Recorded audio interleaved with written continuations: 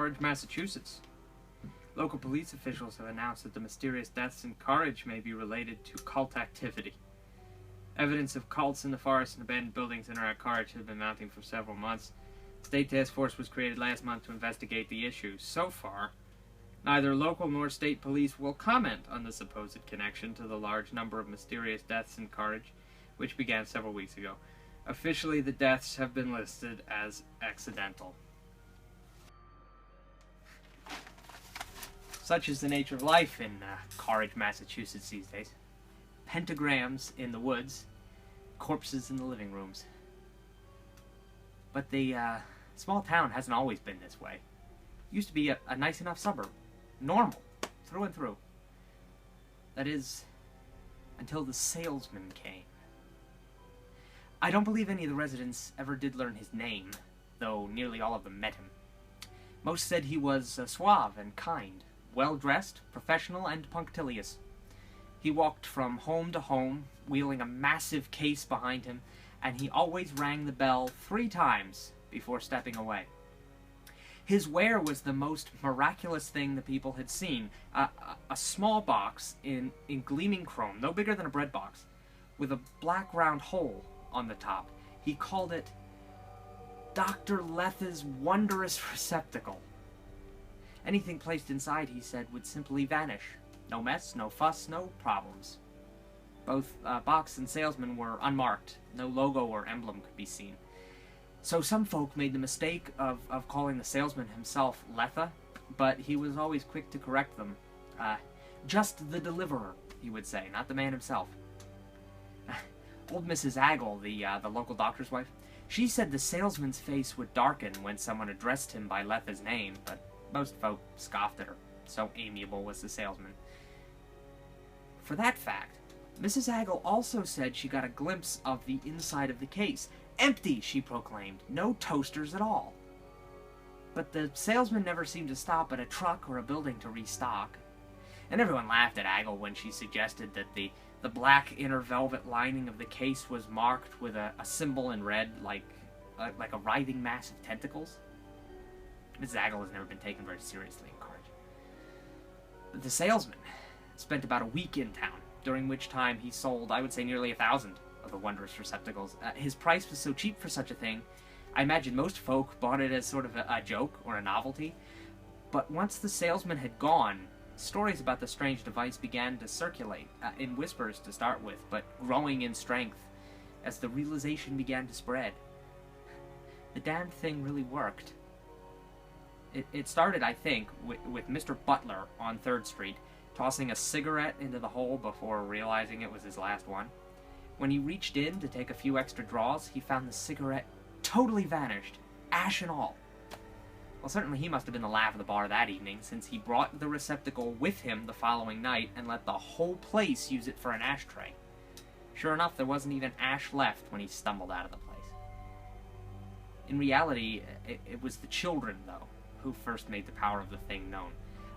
Little Johnny Turnpin, he dumped a full bag of chocolate chips into the opening when he tried to sneak them from the shelf above it, and when he discovered no sign of any of them at the bottom of the thing, children began their talk. Before long, each child had tried dropping something in the receptacle, each trying for something larger and more impressive than the last. Henry Parker dropped in a glow stick in the middle of the night.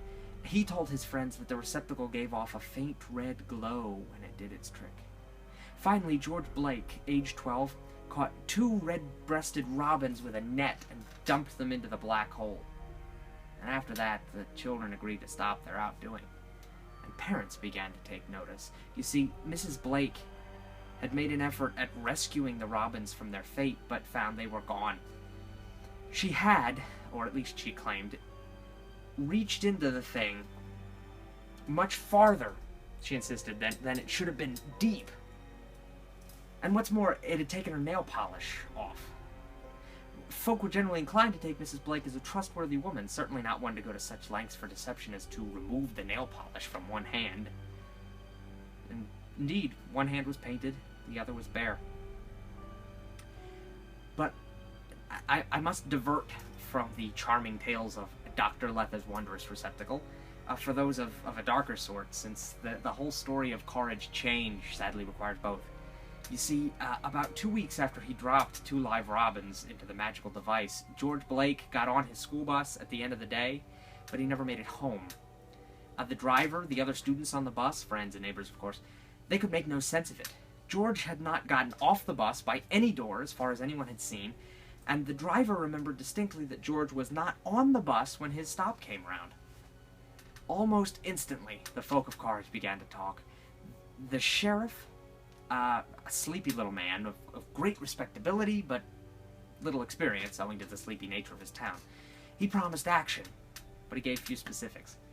Mrs. Blake, the boy's distraught mother, she spent her days interviewing school children, much to their chagrin and the pity of their parents.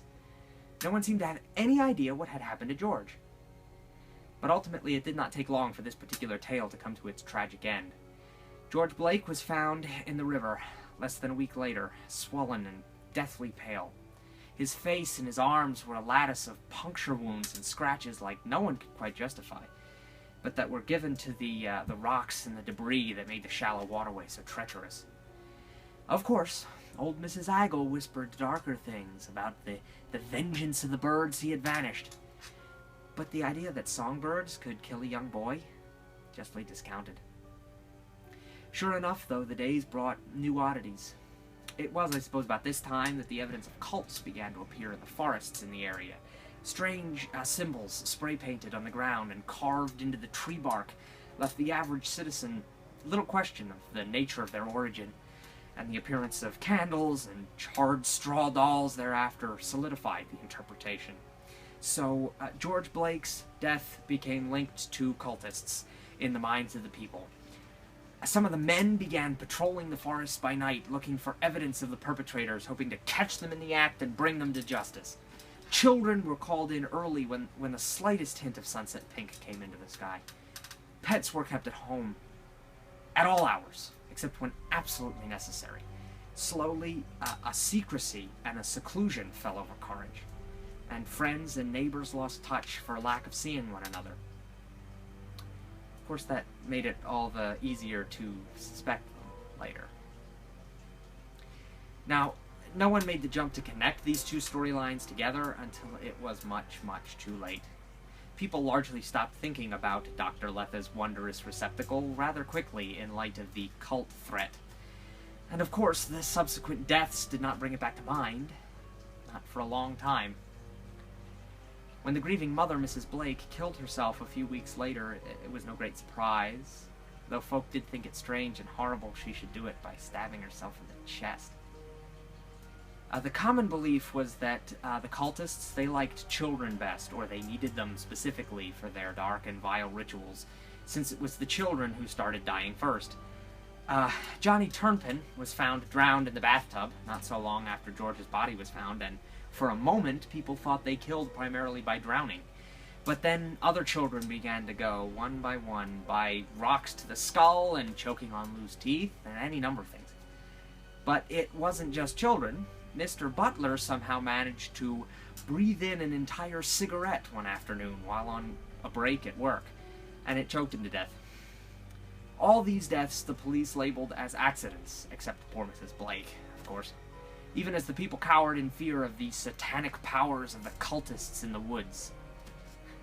The police began to take notice of this popular cult opinion, though, when a particular symbol was found inside each of the houses of the dead, suspiciously close to where the bodies were found. A thick circle from which came a writhing mass of tentacles.